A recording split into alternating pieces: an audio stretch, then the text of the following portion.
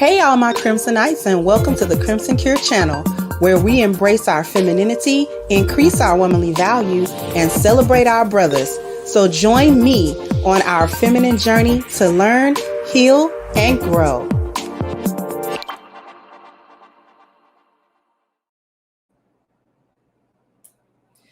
Hey there, my Crimsonites. How we doing today?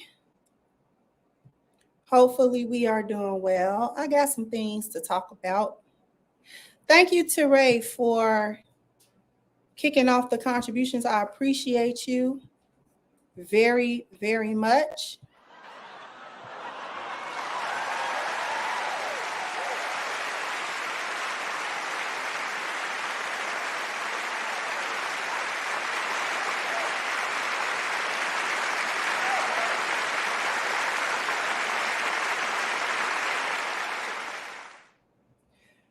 I appreciate you. We got some things to talk about.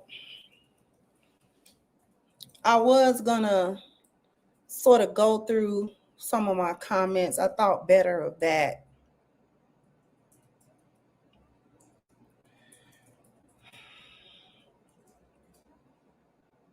Because I be seeing comments and I be like, you know what? No, don't do it. Don't answer that. Don't say nothing. It's not worth it. Not worth it to be said. But some stuff is,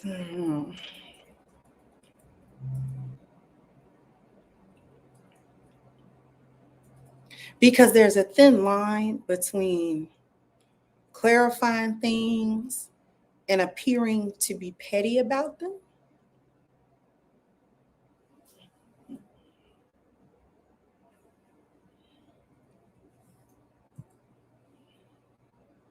Assalamualaikum.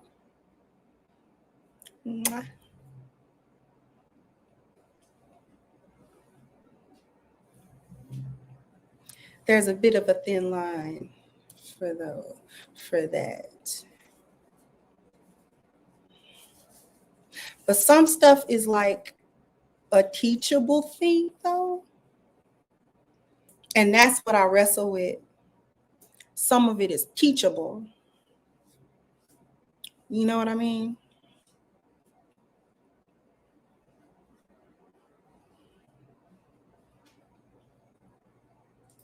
Because I had somebody in my comments say, just because a man doesn't share like his future plans with you doesn't mean you're not a part of them. It means that it's just not your business. There's a lot wrong with that statement.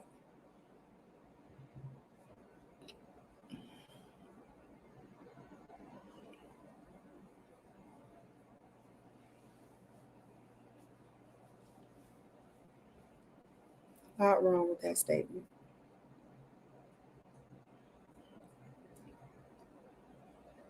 Because if I'm submissive and I'm following you, where you going is absolutely my business. That's absolutely my business. Absolutely.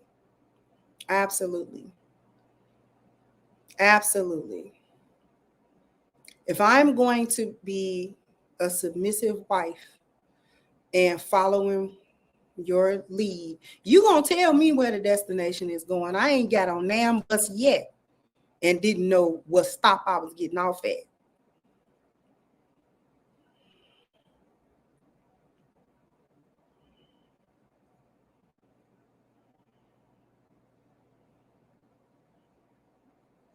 You may not divulge every single detail of every single decision you make, but we're not even asking for that. But you gonna tell me where this destination is headed. I'm gonna know.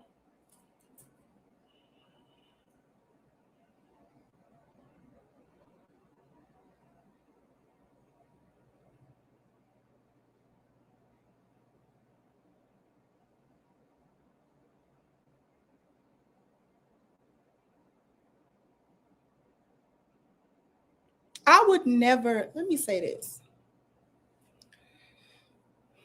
because I think it needs to be said. I think before I get into manhood being sassy, which it almost leads into it, because this is kind of going to be a variety, a mixy day of things to talk about.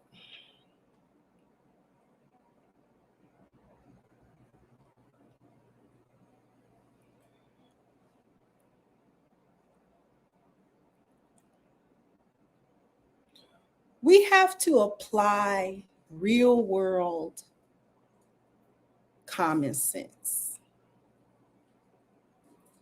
This is why I stress that on my channel, I don't do talking points.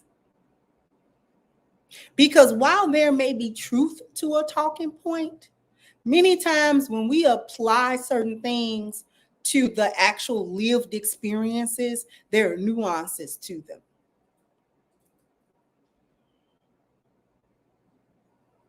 There are nuances to that.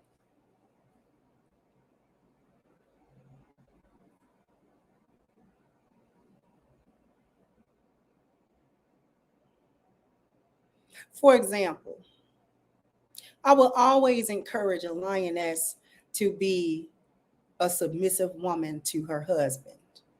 I would always encourage that. I will always encourage her to exercise patience and not be combative and things of that nature. I will always advocate those things. But we will never go to the extreme to say that if she's a submissive lioness, that she never has anything to add or anything to say, no counsel to give, no insight to share, no question to ask.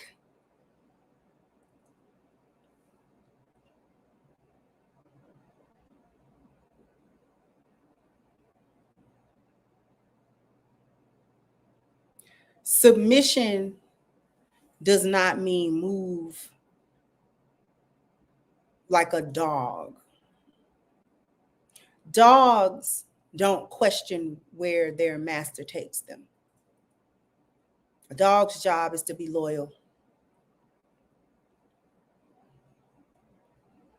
right? That's a dog's job. This leads right into what I'm talking about. Femininity is slavery. Let's talk about that, because there is a lot of fear mongering that goes on when we talk about femininity, being a woman, being submissive, there is a lot of misconception tied to those concepts.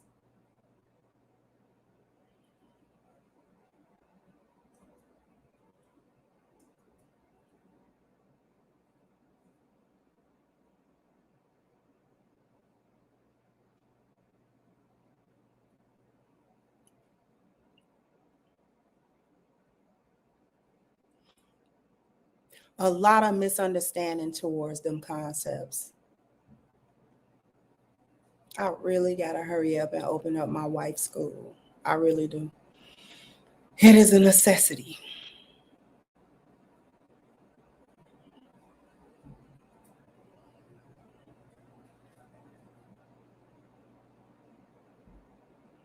Because what good is a help meet that don't actually help? Hmm? And that help is in many different areas. What's a help meet if she don't help?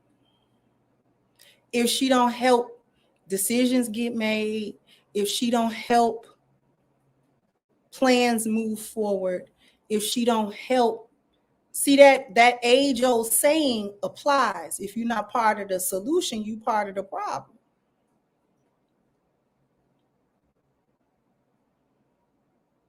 Let me clarify again, Common Man says men don't share all future plans with their women because he's not sure if it will all work out. So he keeps it to himself until his plans start to show promise. And if they don't, he keeps moving. That may well be true, but I'm more so talking about a man sharing his vision with a woman. If his vision, i.e., things that are in his future, big things that he's trying to do with his life, the direction of his life, the purpose of his life, if he does not share that with a woman, she is not included in that, and that is not the woman that he is choosing. Men who choose you tell you their purposes. They tell it to you. They tell it to you. I'm going over here. I'm going to do that and this and that. I want you to be a part of that. That's why he's telling it to you. Otherwise, there's no point. Tell you for what?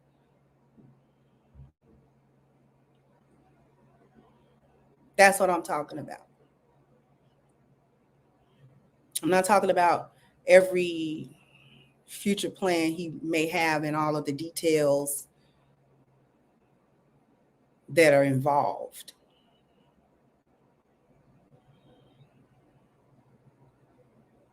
Especially if they don't directly affect me as his woman. There's no reason to share every detail. A lioness doesn't even ask for that. Lionesses do not even require this knowledge. We don't require this knowledge in order to operate properly in marriage. I promise you, my husband does not come home and detail everything that he's thinking about doing. I promise you he don't do that. But his bigger goal, his overarching goal, his overarching purpose, that he shares with me all the time. He shares that with me all the time. Why does he share that with me? Because I'm his helpmeet. I am there to help him reach these goals. He is going to utilize every arsenal that I have, any intelligence that I can apply, any insight I can give. If I had connections to something, if I understood something, if I can, speak or whatever it is, it doesn't matter what it is. He's going to use that to our advantage. And that's what he's supposed to do. That's what he's supposed to do. I am the tool. That's one of the half of things I agree with Princella about, is that women are resources for men. That she's correct about. I don't like how she tries to make that sound, but that statement on its face is actually true. Because a lioness is a resource for her lion. I am my husband's resource. I'm one of them. I'm one of them. Exactly, babe. His line of communication. I'm one of the resources that he has at his disposal, as it should be. Whatever it is that he thinks I can add to what he's doing, where he's going, how he's going to go about it, then that is what it is. That is a part of submission. That is a part of femininity. And too many women say that that is slavery. Oh, he using you. Well, I'm gonna benefit from that.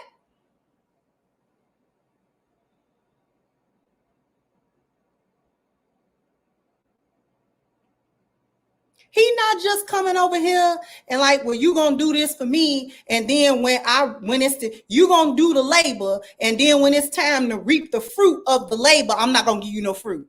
You just make sure you do the labor for me. And then when it's time to share the fruit, I'm not going to share the fruit of the labor. I'm going to consume all the fruit of the labor, and you just sit there and be quiet.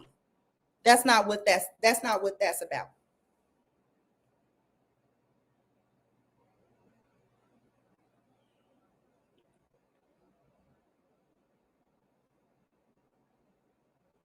That's not what that's about.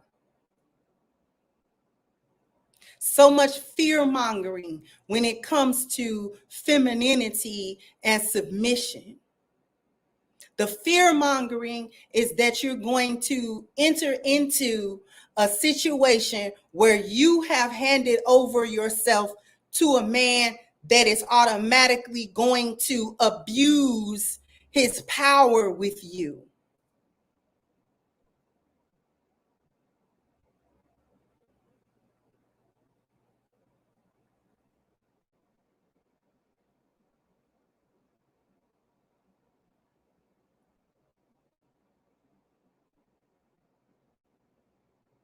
Oh, well, what if you submit and then, he start abusing you? And what if he start doing this and that? And what if he start disrespecting you? And what if he start, taking advantage of you? And what if he leave you destitute? And what if he he just want to make you subservient on him? It's always tied into some type of slavery. There's always this fear mongering. But let me move away from that for a moment.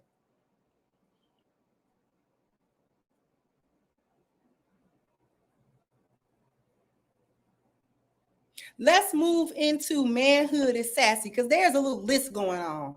I don't even have the list in front of me, and I don't need it.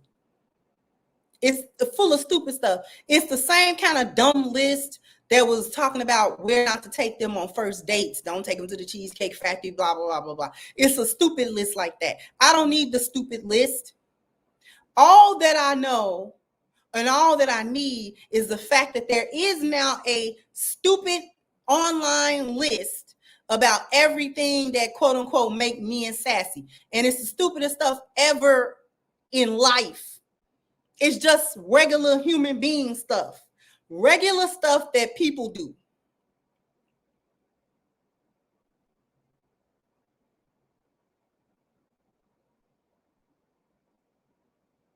If he can cook, if he do, I don't even want to go through the stupid list because it's infuriating. Why is it infuriating? Because all of this list stuff about everything that make men sassy, quote unquote, is all an attempt to redefine masculinity. Now, why are they attempting to redefine manhood and masculinity? They're trying to redefine manhood and masculinity, number one, because women are trying to be men. Women are trying to be men. Feminism has gotten women into such a masculine space that they are now trying to be men. They want to be men.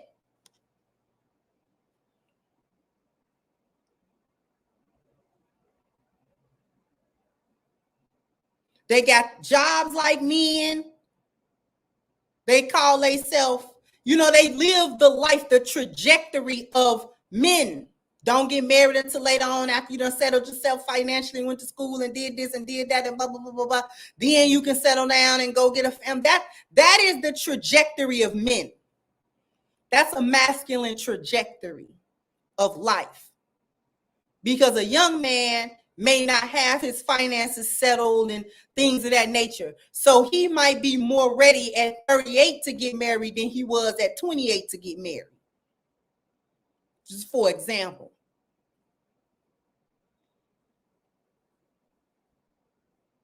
So him waiting later on in life in order to acquire a family and things of that nature makes sense for men to do. That actually makes sense for him. For women, it doesn't make sense. I'm not even gonna get into the biology of why that don't make sense. We all know why that don't make sense. But because feminism put women in this masculine mindset and trajectory, now they are trying to tell men that their manhood and their masculinity is now feminine. It's not manhood, it's not masculinity. These are the same people trying to redefine manhood that bring me to my second point. These are the same people that can no longer define womanhood. These same people that's writing these lists about what's masculine and what's sassy and all this kind of foolishness are the same types of people. These are the same women that if you ask them what is womanhood, they could not tell you. They cannot define what is a woman. Now all of a sudden you know what men are? You don't even know what you are. You have no idea. You've been playing dumb since the 60s about what women are. You allow degraded and erased so thoroughly that trans gentlemen can come up to you and demand that you call him a woman too. Huh? And a call itself get mad with you. If you don't want to recognize they got mad at just hilarious. The whole trans gentleman community, T.S. Madison, all of them. That swear to God, they down with the girls.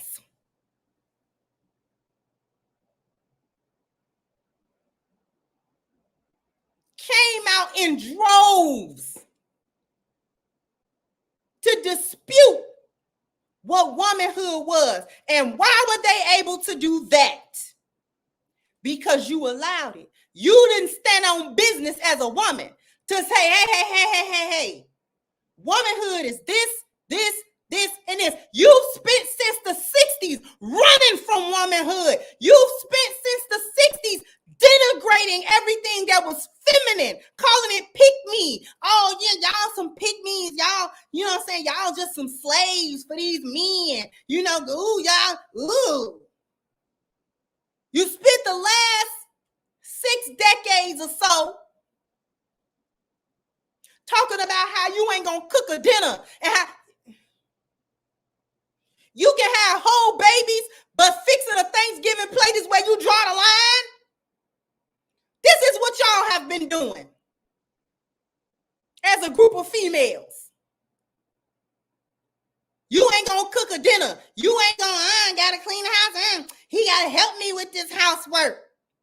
Gotta raise all these kids. I'm single and married.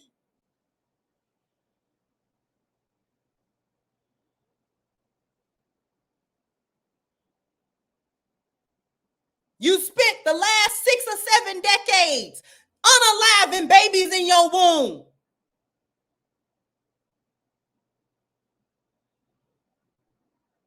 And then glorifying it, laughing about it. It ain't a big deal. You spent the last 6 decades talking about how female gender roles is oppressive to you, so you ain't got to do that. And trying to redefine your worth as a woman in a degree and in a job. 9 out of 10 of y'all don't even got no career. You got a job. You don't even know what a career is. You got a job. A job.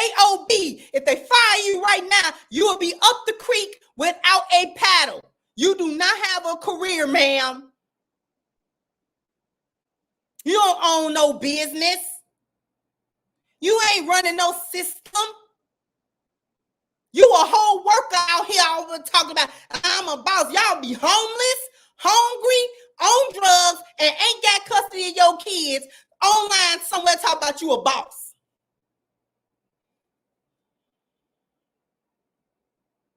And when men ask you, what do you bring to them as value as a woman in a relationship, you get to talking about a dang on degree. Most of y'all ain't got degrees. Y'all got little certifications, take you 6 weeks, 8 weeks, 12 weeks. And you know what? It ain't nothing wrong with a certification, but be real with it. If a certification is all you got, okay.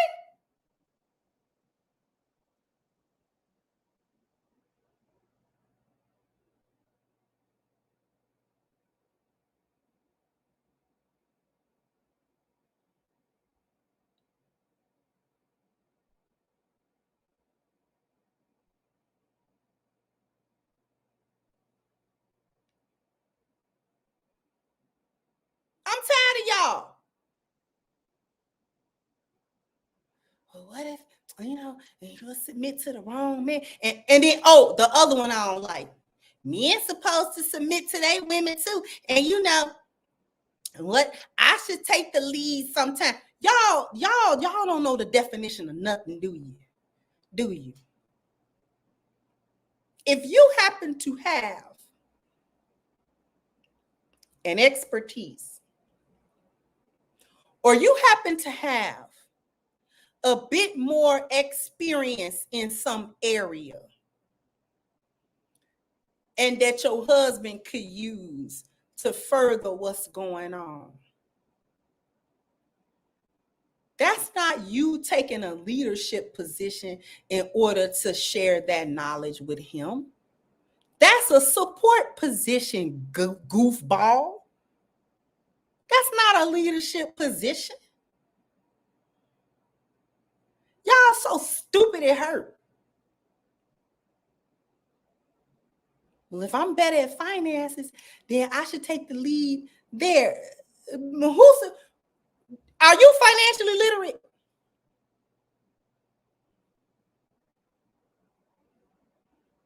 Are you financially literate? Do you even know what financial literacy is about?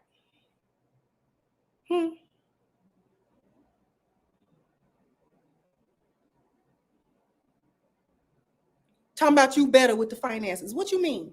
Define that. Define that to me.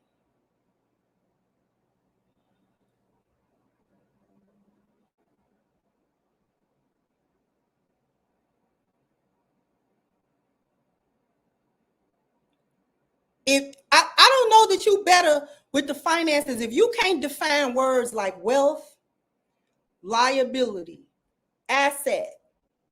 If you don't know the difference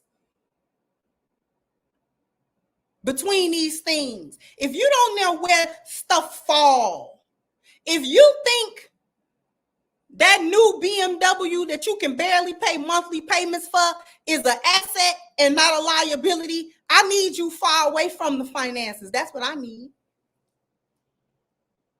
I don't need you touching the finances, baby.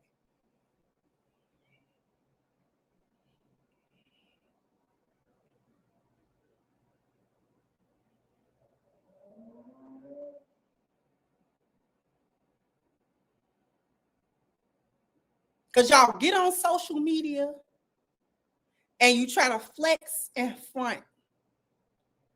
You have no idea what money is, how to acquire it, what you're supposed to be doing, or none of that.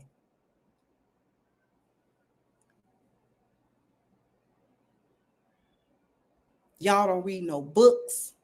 If you still getting suckered into a get rich quick scheme, I don't need you near the finances. The only finances I'm going to give you is a prepaid card you can spend. That's what you get.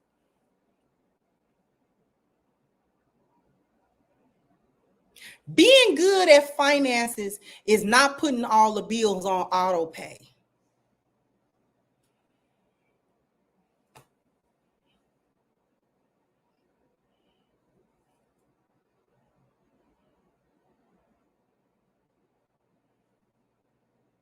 Just because you put the light bill, the heat bill, the water bill, or whatever on auto pay to make sure you don't forget to pay that out when it's time to pay that out. That is not being good with the finances.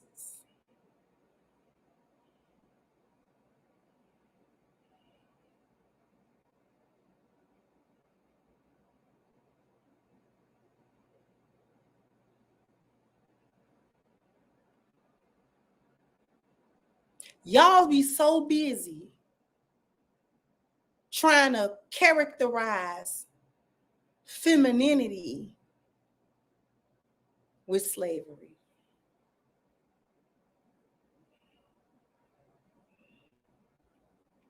The third part of why they're trying to redefine masculinity is because they have been trying for the past 6 or 7 decades to move men in general into the subservient space where men are more and more not human beings, but simply slaves in a system, here to be born, to work like a dog, and die. Right? Nobody cares about what men go through. Nobody cares about how they feel, what kind of mental stressors, the things that's going on with them. Nobody cares, because this whole feminism gynocratic movement has been about dehumanizing men and deifying women. We're going to do a commercial. After these messages, we'll be right back, because I need everybody to go to ashkicking.com. If you want to keep your skin looking and feeling and smelling its best, you definitely want to hit the link that is at the top of the chat, ashkicking.com, and get some of their wonderful body butter, especially time is winding down. It's only 7 days to Valentine's. I know some of you celebrated and you want to get your significant other something special. This is the perfect time to do that. If this is going to be your first order, then please take advantage of the 10% discount using the promo code Crimson. Once again, that is ashkicking.com to get your wonderful body butter and body care products. I don't know how many likes I need, but I owe y'all a bam, bam, bam, bam. You gotta hit the like button. Bam, bam. You gotta Thank you all so much. Go ahead and hit that like button. Let me get to the super chats. Thank you. Pharaoh said musty red hat, baby. Yeah, I know. Thank you, Frederick, for your super sticker. Thank you, Casey, for yours as well. Thank you, Daniel, said leaving work, just wanted to tap in, respect.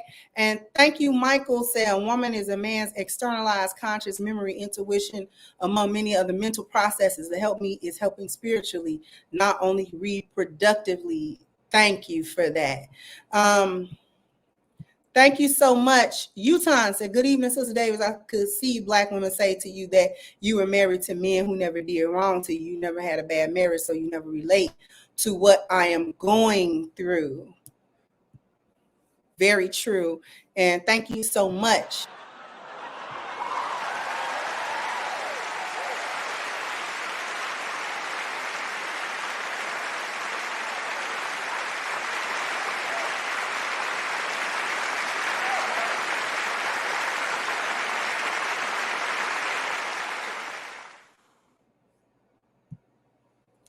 Thank you, Mr. SF Black said, the women who won't hesitate to sass and abuse what power they have over men are now accusing men of being sassy abusers of power. Exactly. Thank you, James. Said, Kendra, why I never hear other races of women talk crazy like BAWs? Thank you, my 2 cents, for your contribution. Appreciate you.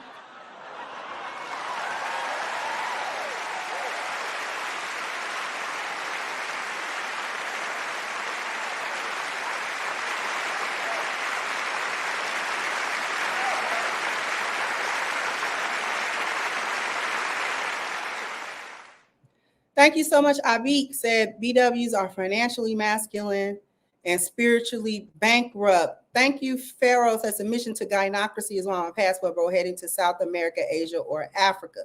Thank you, HVAC. Said late to the party, our women have drunk this Kool-Aid for too long. They really have. They really have.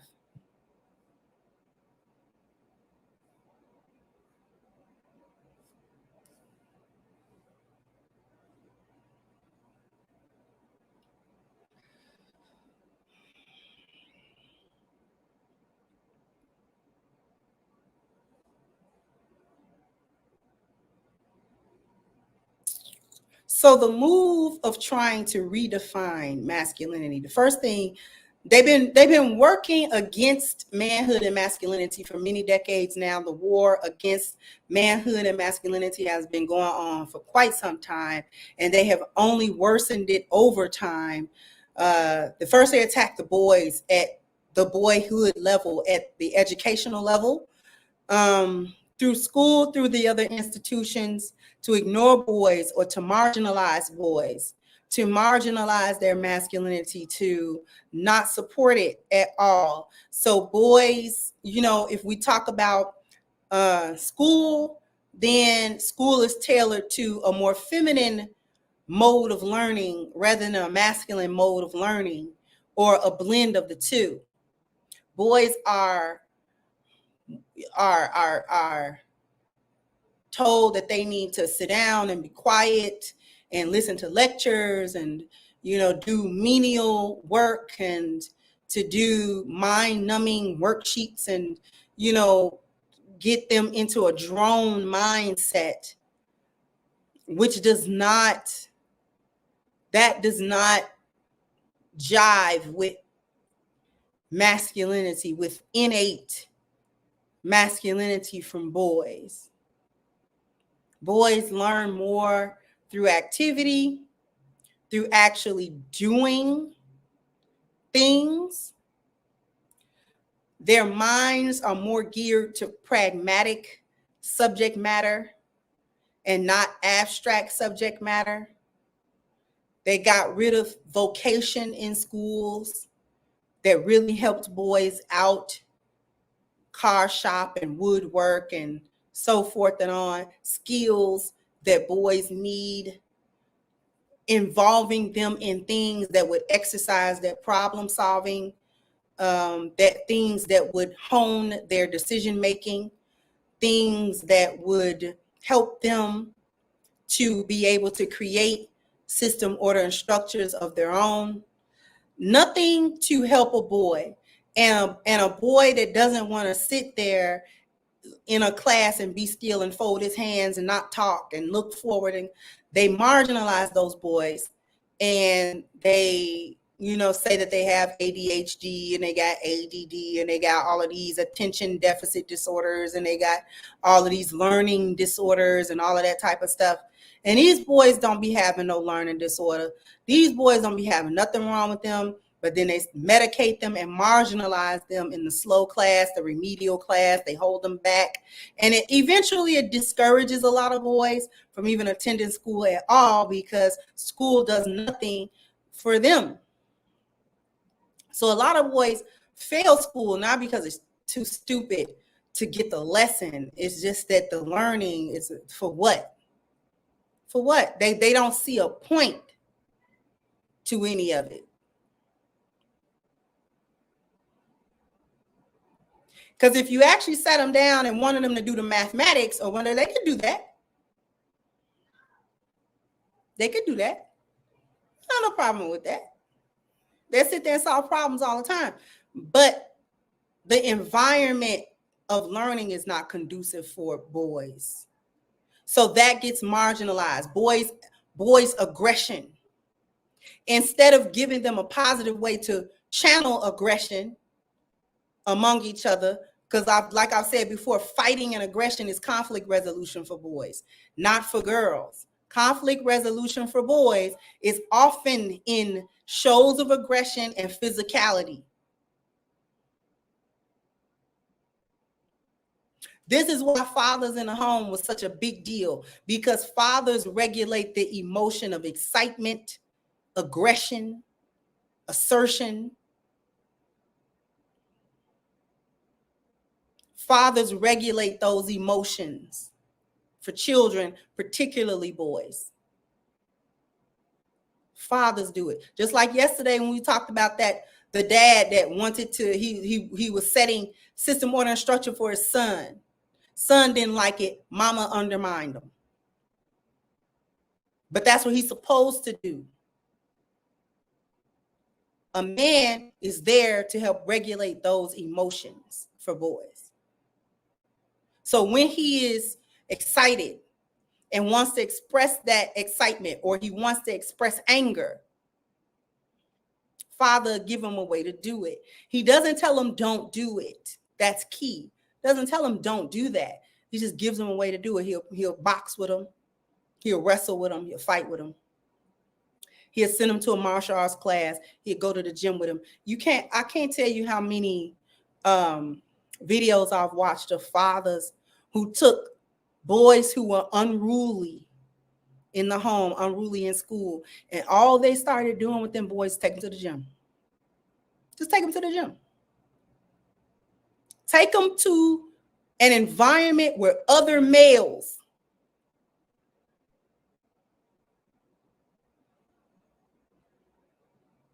start pushing them. Okay, we're going to lift this weight. We're going to squat this weight. We're going to bench this weight. We're going to that kind of stuff. And them boys eat it up.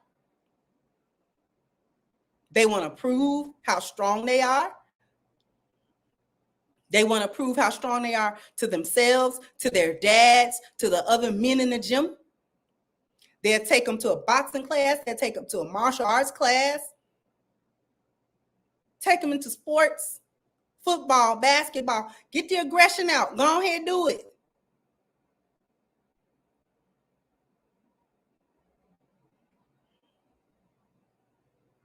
So long has this fight been going on against masculinity. Now they think they've come to a point where they get to tell men what's masculine. This is where it's all going to fall apart for real.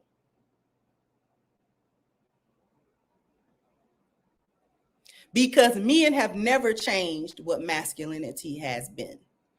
Men have never changed that definition. Men have never changed that definition, ever.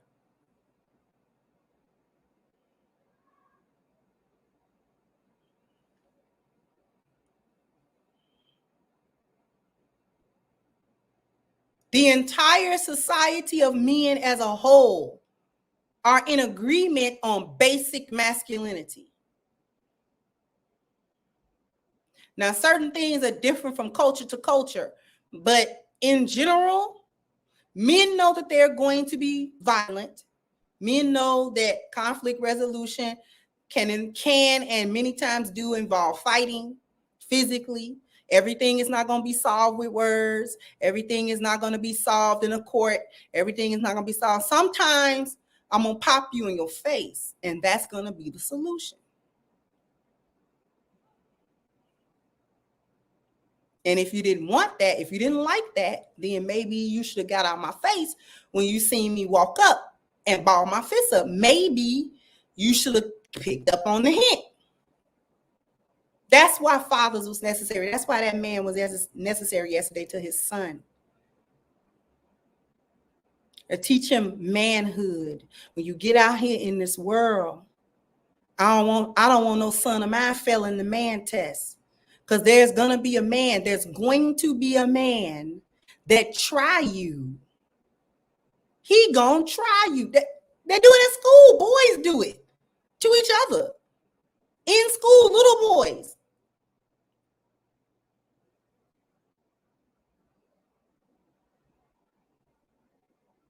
I saw a little short of some toddlers. These little babies couldn't have been no more than like 2, 3 years old. And they was at like a little toddler party, somebody's little birthday party. I don't know. And so one of the little toddler boys wanted to dance with the little toddler girl. They're like 3 years old. And so he, got excited and he done grabbed her and he done started dancing, dancing, quote unquote. So then another little toddler boy, he runs over there. He want to dance with the little girl. So he pushed the other boy out the way and then he started dancing. And the other little boy, he kind of got up like, And he said, he just kind of he looked confused for a minute, like, should I say something? And then he went over there and tapped the other little boy, like, wait a minute. Well, what? You came over here and pushed me. So the other little boy turned around and he kind of pushed him. Like, I was dancing with her. Why you come over here, son? My guy. They was 2 and 3 years old.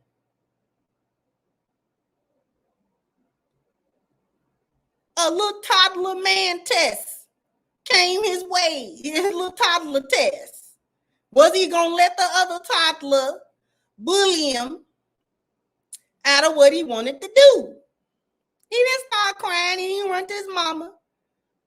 He went over to the other toddler like, hey. I was right there. It was funny, but they was little kids.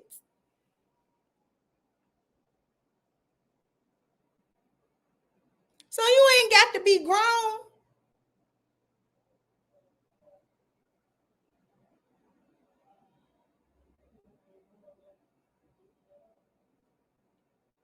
And y'all, that's why y'all think these men are sassy as well.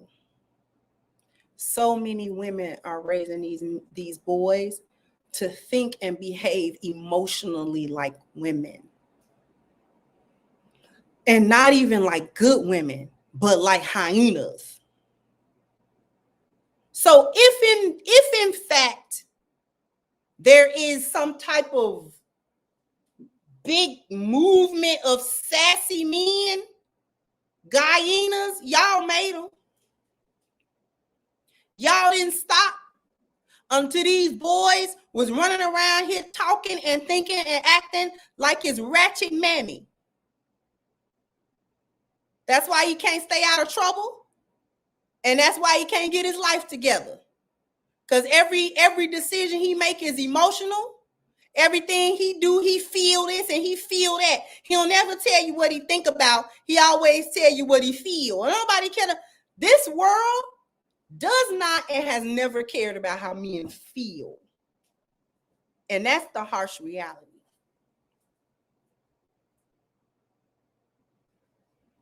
The world does not now and has never cared about how men feel.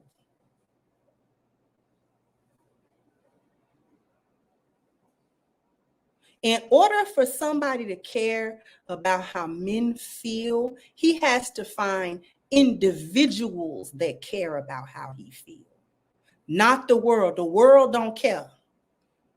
The world does not care. And men know that. But it takes men to teach other men that. It takes men to teach boys that. That they are growing up. They're gonna come into a world where people don't care about what you feel. You're not going to be able to tell people what you feel and have them care about that. Again, if men want somebody to care about how they feel, they have to find individuals that care about how they feel. The world does not care about how my husband feels. They don't care about he go here and this place and that place and this institution and he got to take care of this business, got to take care. They don't care about how he feel that day. They don't care if he up or down. They don't care about his problems. They don't care about what's going on. I care about that. He have individuals that care about that. I'm one of them. I care about how he feels. I'll ask him how he feels today. I'll ask him what he did and what he thinks. And then I want to know what he feel. How do he feel? Because I know he doesn't have really no outlets for that as a man in general. He ain't no outlet for that for him.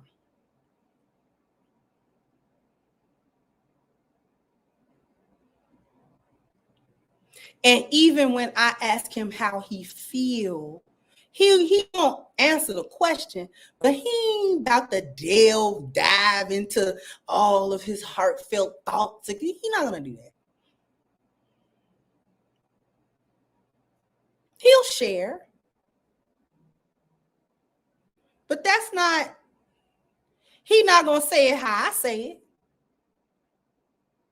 because I go into a whole thing, baby, about how I feel, baby.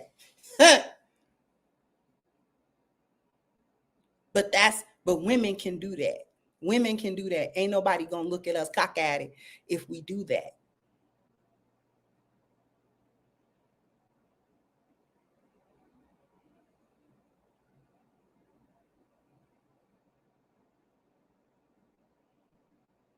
A lot of times as a woman, tip for women, tip for lionesses.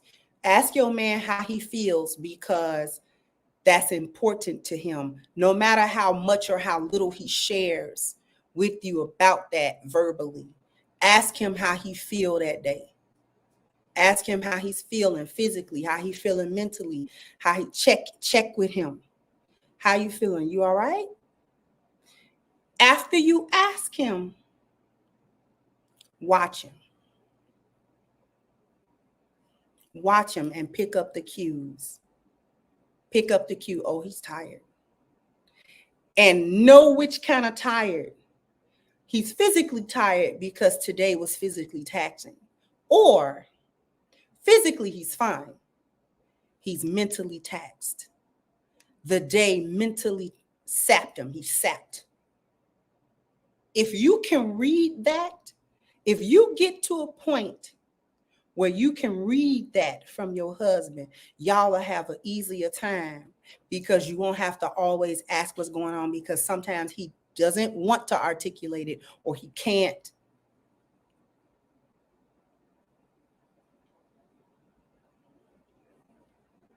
If you realize he's mentally tapped, don't hand him a mental load. Don't. Do not hand him a mental load. He cannot accept the mental load anymore. Not right now. Maybe tomorrow. Maybe the next day.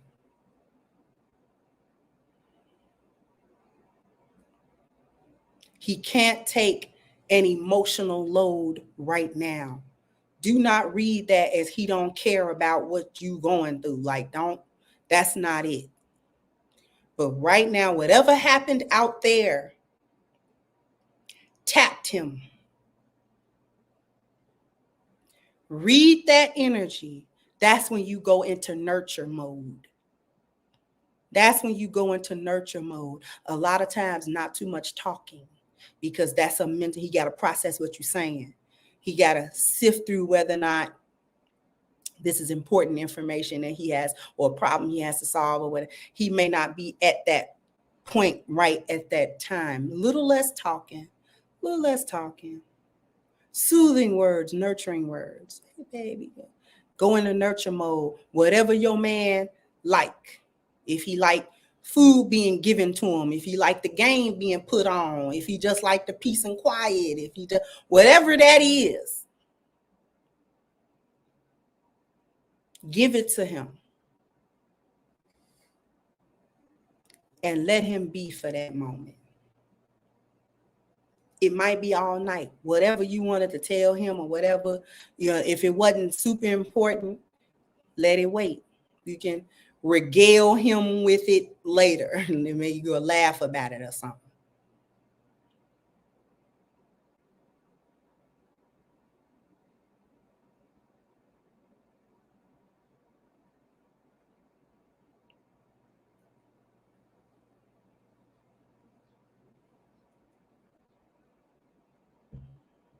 I like telling jokes. I get real goofy sometimes and make him laugh. See, can I make him laugh? Sometimes he in the mood for that, because he ain't got to process that.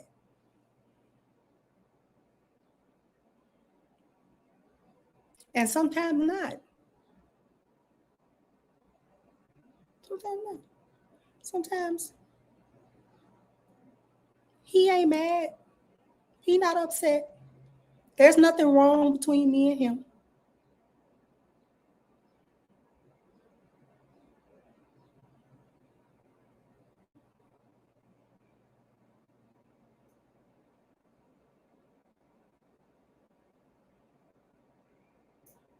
Rub his feet till he goes sleep. If you fell asleep in the middle of the floor, leave him there. Just leave him. I know that he look uncomfortable. Listen, let him lay there. I promise you. He done fell asleep in the most awkward place in the whole house. I promise you, you should leave him there. Leave him in that little awkward spot that he done went to sleep in.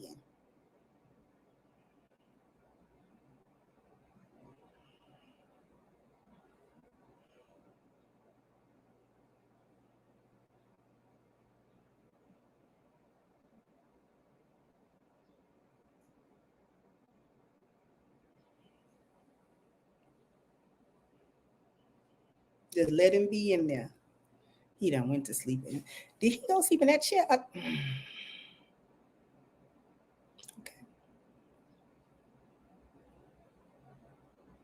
And let him lay there. He'll be all right. He'll wake up so happy. Trying to figure out you was comfortable right there. Oh, okay.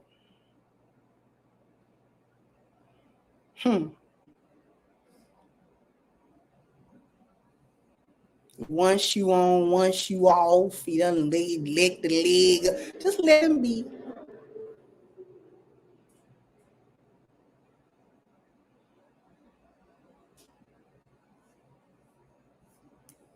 Let me get to the rest of these super chats.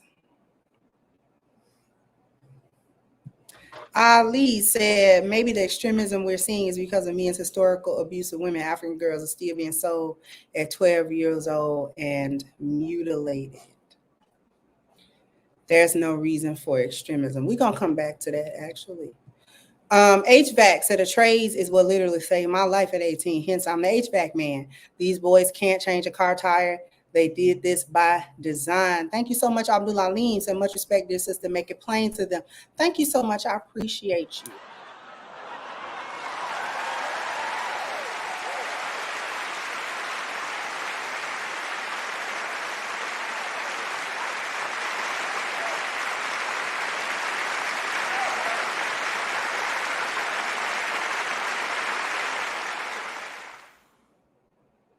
Thank you so much, third GN Vet. And thank you again, HVAC man. So that's why I study Muay Thai and Brazilian Jiu-Jitsu. Do you want to FAFO? Every young man from 18 to 30 should at least master one combat system by 30. I appreciate you. Let's go back to the statement made by Ali, and thank you so much. I believe it's a female. She said maybe the extremism we're seeing is because of the men's historical abuse of women. African girls are still being sold at 12 years old and mutilated.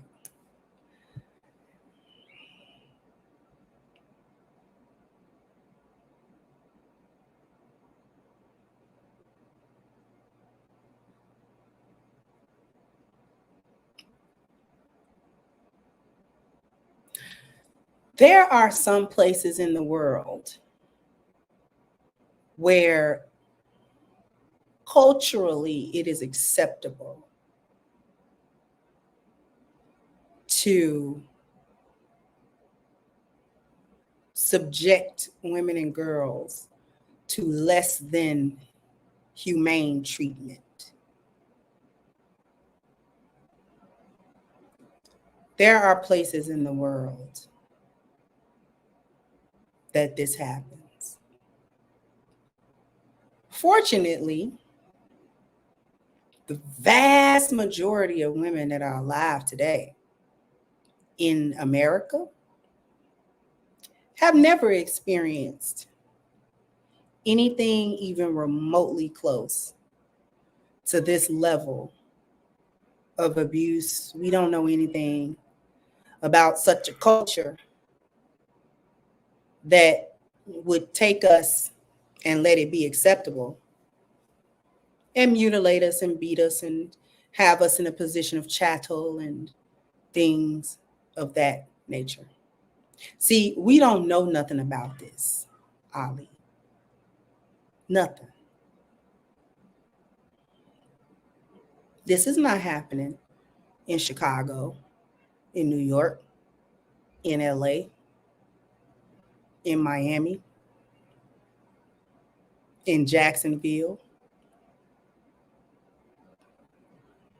in Las Vegas, in San Diego, in Houston, in Dallas.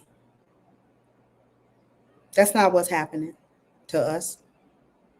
We are not growing up in a society, in a culture where men can just manhandle and beat and defile women, and then women don't have any recourses. So therefore, extremism the other way has to take place in order to correct what is happening. In any case, extremism isn't good. I don't care which side of the fence it falls on. Let's say, for the sake of argument, that this was something common for women in America. Would the abuse of men be the answer to that? Or would it just be to stop abusing women?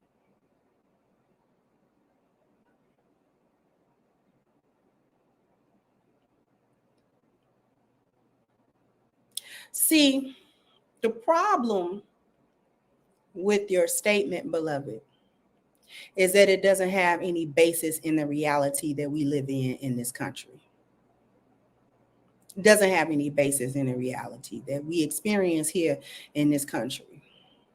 And what we hear about from other places, unless we've been to those other places to witness those things, we don't actually know if those things take place in other parts of the world. We don't know that. Because what may seem an injustice to us might not be an injustice in reality. Remember that we get fed propaganda about other places in the world and other cultural practices. We get fed propaganda about that.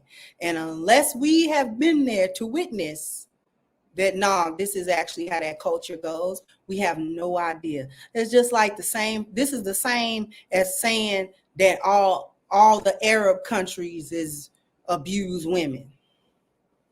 All of them.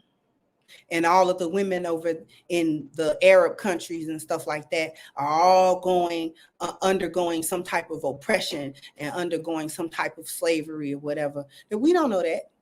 We ain't been over there. Because I guarantee you, them women will be like, no, we actually cool. We good. We good. We're okay.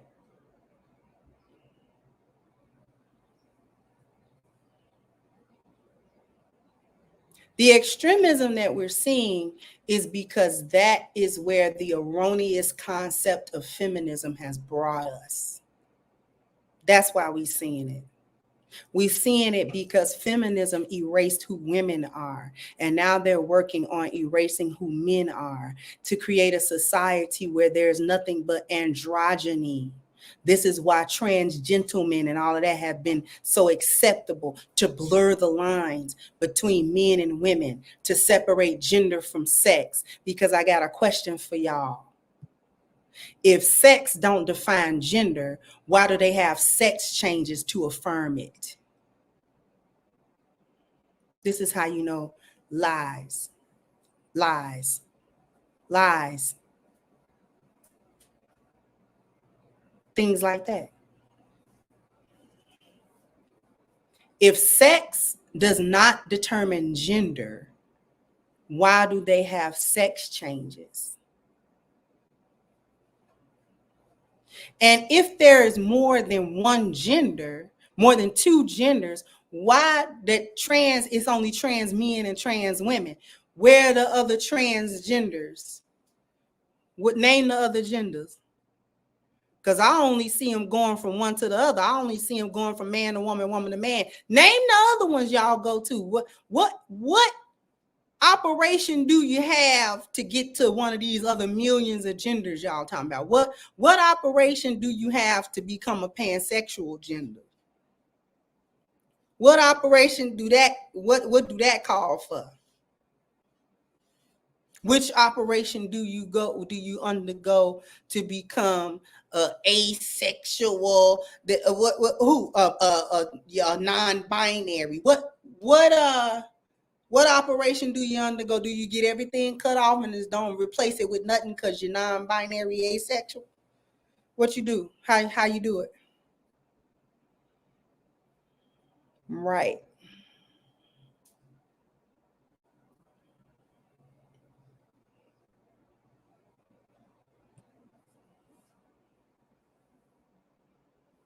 Thank you, Miss Bella, said for the edification. Thank you, sweetheart. Thank you, King Pepper, said funny how Keisha never blamed the white boys. And thank you, Carmen, said yes, America has Kendra all the way up until the late 1950s. Girls were able to be married at age 12. It only changed in the 1960s. Married at age 12.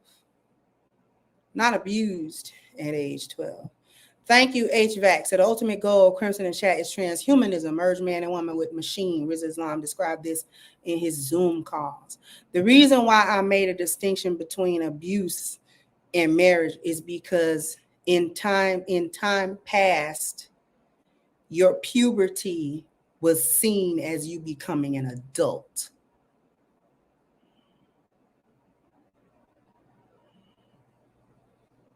Puberty was adulthood. So if you hit puberty, you were grown.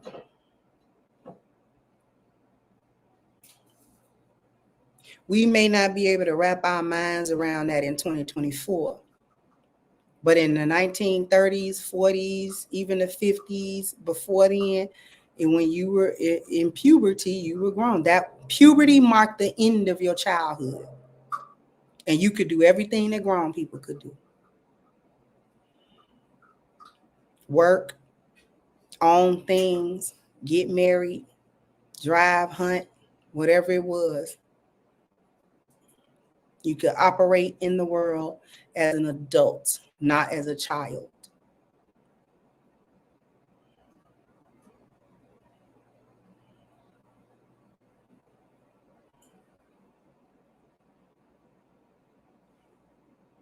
So again, we may not be able to wrap our head around anything less than 18 years old in 2024, and it is what it is. But puberty is the actual marker. It is the biological marker between childhood and adulthood.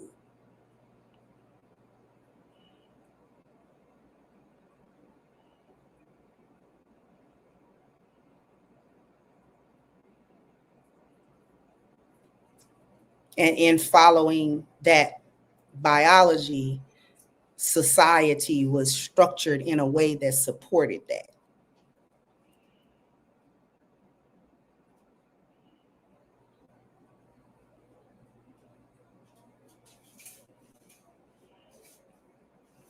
Anyway, I'm gonna go ahead and wrap this up.